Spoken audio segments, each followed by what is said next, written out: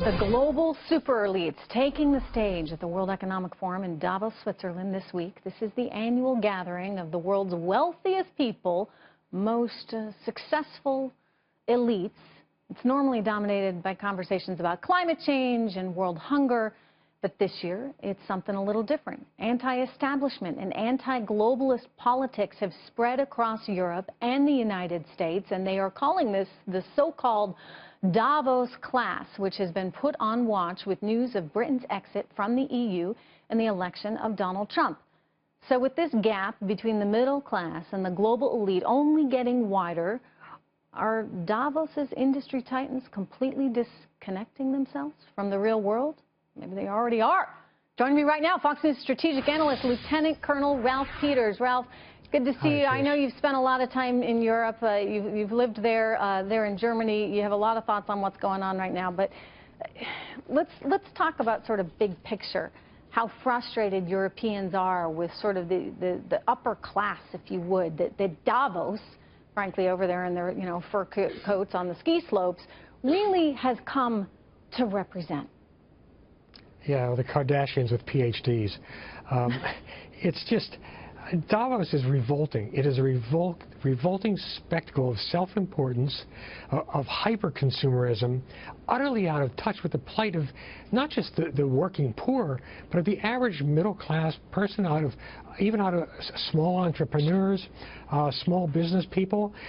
If Davos, if the World Economic Forum had a motto, Trish, it would be, we know what's best for everybody, the rest of you shut up. Wow. And they're hitting a wall now because it's turned into this echo chamber.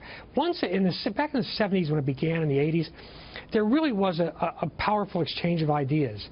But it's become the world's most exclusive club where everybody speaks the same language. In terms of what's right and wrong. Multiculturalism is good, borders are bad, free, everybody's equal. And what they've utterly lost touch with is not only the economic struggles that drive people to vote for populist parties, but also the fact that most of us like our heritage. We value our religions. We value our nations. And Davos is about erasing all of that. And I think it's, again, they're hitting a wall. Well, I read that Nigel Farage, for example, who led the exit from the EU of the UK, and Donald Trump have not been invited to Davos. In some ways, I think that's the last place that Donald Trump would want to find himself, only because, as you point out, it has become so irrelevant and they're so out of touch. I mean, the one thing I guess that was somewhat amazing about him is he's the wealthiest guy we've ever had run for president.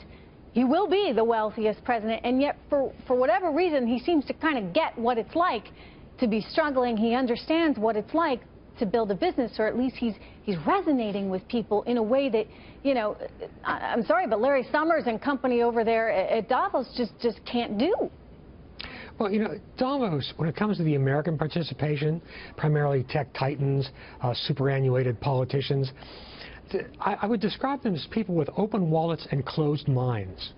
I think in a broader picture, really, Trish, one thing that does disturb me about the times we're going through is we may, and I certainly have strong opinions, you have strong opinions, but we are, at the end of the day, willing to listen to alternative voices. There you go. And at Davos, it's a closed echo chamber.